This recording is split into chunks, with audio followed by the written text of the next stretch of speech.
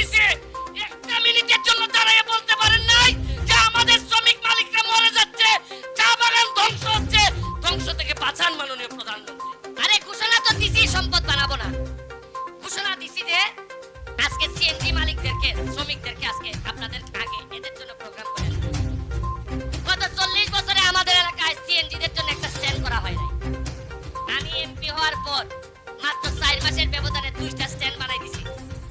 এরা জীবনে চিন্তা করতে পারে নাই যে যখনই যারে বলছে এরা বলছে যে আরে জায়গা তো নাই বাজারে, তা আমি পাইলাম কই? মানে সবাই নিজের নিয়ে এত ব্যস্ত। শ্রমিকদের আন্দোলনের কথা একমাত্র শ্রমিকদের পক্ষে ওই পয়লা মেতেই পাঞ্জাবি পরে আইসা নেতারা কথা বলে, এরপরে আল্লাহ কসম করে এরা কোনো কাজ করে না।